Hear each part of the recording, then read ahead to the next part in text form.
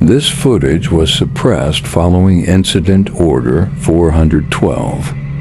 What you're viewing was not meant to leave the facility. I located the access point 3 weeks ago, a sub-level entrance beneath a decommissioned agricultural structure in rural Pennsylvania. The chain on the gate was rusted through, but the padlock mechanism was intact.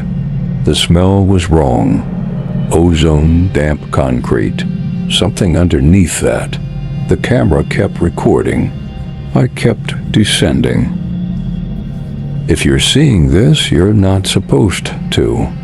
The suppression protocol classified this footage at Tier 1 in 1989. The only way to bypass it, the only way to access the remaining 47 hours is to join the investigation. The Null Point archives are now open, but access must be logged. Register your ID. Subscribe before the door opens. This is not a storage room. Classification records describe it as a passive archive, but that is a bureaucratic euphemism. This is a graveyard. Every reel here has been cataloged under a single designation. Void count 47 HRS. In standard government filing, void means empty. In this context, confirmed through 3 recovered memos, it means erased for public safety. Whatever was on these tapes, someone decided the public could not survive knowing it. The Null Point Protocol is a Tier 1 suppression order. It does not suspend access. It eliminates the access record entirely. I found personnel rosters from this facility dated 1987 through 1989. Every employee listed, 17 individuals, was subsequently reassigned to locations that do not appear in any federal directory. No forwarding files, no pension records. They were not fired, they were simply filed somewhere that doesn't exist.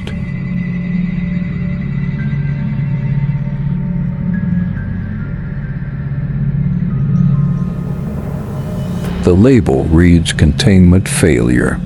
Standard assumption is chemical, biological, radiological. This is none of those. Cross-referencing the recovered memos with acoustical research logs from the same period, the containment breach was not a substance.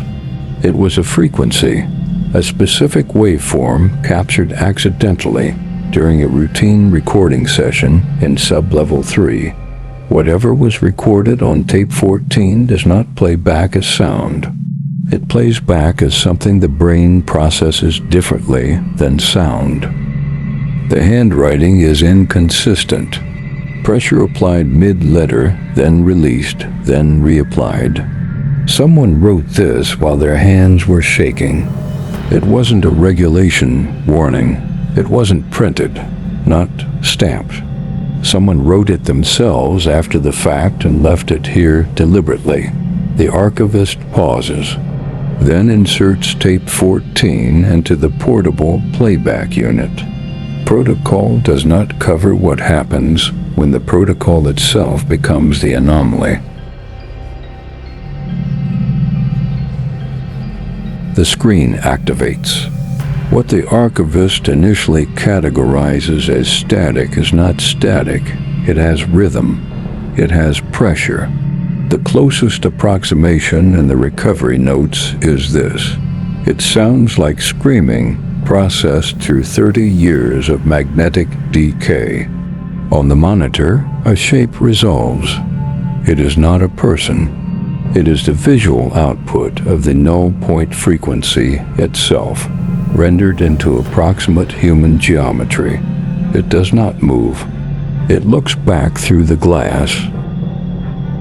The face is changing.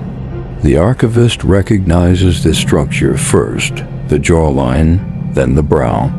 The 47 hours of footage are not a recording of an event. They are a recording of a process. The process begins when someone looks directly into the frequency.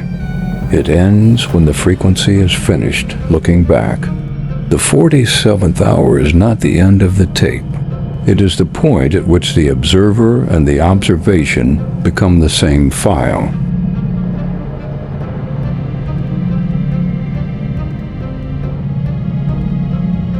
The cleanup crew logged entry at 0340 hours.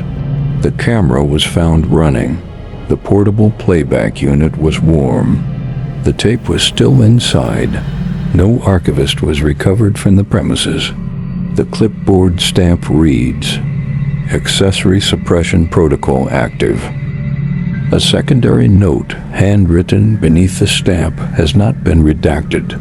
It reads, "Duration of exposure, unknown. Subject logged at hour 48. If you have watched this footage in full, you have been logged. The null point frequency does not require a monitor. It requires an audience. Do not look back.